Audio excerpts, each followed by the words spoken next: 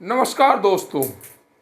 कभी कभी कुछ घटनाएं ऐसी हो जाती हैं जो इंसान को तोड़ देती हैं, और घटना अगर मौत को लेकर हो तो फिर इंसान ही नहीं टूटता, वह परिवार भी टूटता है जिस परिवार में ऐसी घटना हो जाती है। और घटना अगर भूख से मौत को लेकर हो तो फिर परिवार आक्रोश में होते हैं। आज की इस खबर से पहले हरिओम पवार की, जो राष्ट्रीय कवि हैं और हमेशा अपनी ओजस्वी कविता से देश का मार्गदर्शन करते हैं, उनकी दो पंक्तियां याद आती हैं कि भूख से हुई मौत का किसी को जिम्मेदार होना चाहिए। उस इलाके का एमएलए एमपी सीधे जिम्मेदार होना चाहिए। जिम्मेदारी तो उस इलाके के जिलाधीश की भी है, और ऐसे दो चार अधिकारियों को फांसी टांग देना चाहिए।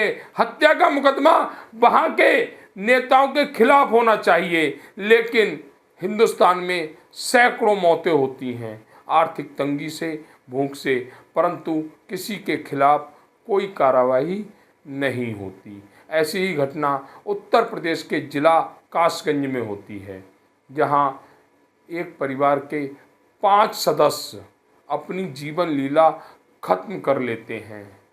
पिता, माँ, 2 बेटियाँ, 1 बेटा, भरा पूरा परिवार कासगंज के एक गांव में रहता था। पिता वेल्डिंग का कार्य करते हुए अपने परिवार का भरण पोषण कर रहे थे। जिस समय ये घटना घटित हुई, उसके 3 दिन बाद पड़ोस का या कोई रिश्तेदार का युवक घर पर शादी का कार्ड देने आया था। दरवाज़ा नहीं खुला, आसपास के लोगों को सूचित किया गया, पुलिस प्रशासन को सूचित किया गया, दरवाजे को तोड़ा गया तो वहाँ पर इंसान नहीं थे। वहाँ पर इंसान के रूप में थे उनकी लाशें। वह 5 जाने जो इस दुनिया को अलविदा कह गईं।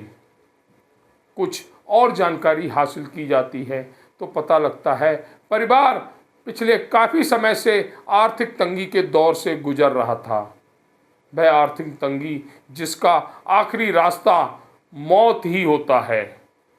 उस पिता ने कैसे अपने बेटे की जीवन लीला खत्म की होगी, कैसे अपनी बेटियों के गले दबाए होंगे, कैसे अपनी उस पत्नी को मारा होगा और कैसे खुद को खत्म किया होगा, वो पल किसी से भी नहीं देखे जा सकते। क्या इस घटना को लेकर वहाँ के अधिकारियों के खिलाफ कोई कार्रवाई होगी?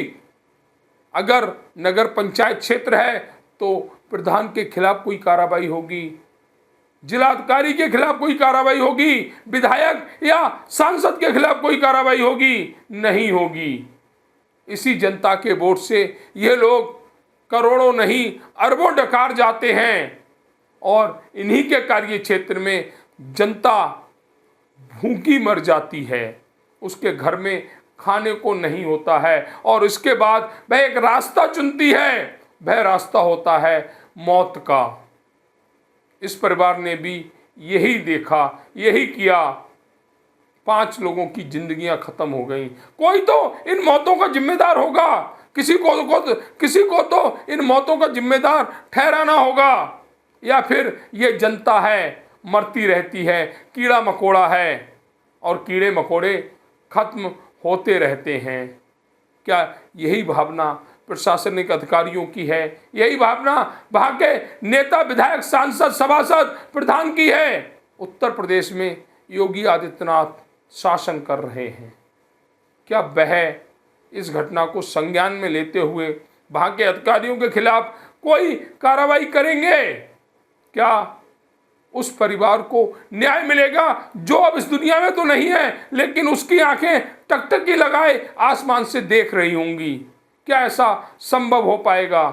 बहुत बड़ी बात की जाती है कि हम ट्रिलियन की इकोनॉमी बनने जा रहे हैं।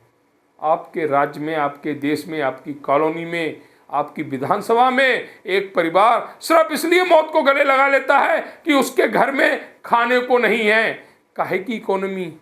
काहे की ट्रिलियन की इकोनॉमी? अरे कम से कम उस परिवार के घर 50 किलो अनाज तो पहुंचा दीजिए जो परिवार मौत को गले लगाने को तैयार है। जिला कासगंज की यह घटना झकझोरने वाली है, लेकिन वहां के नेताओं को कोई फर्क नहीं पड़ेगा।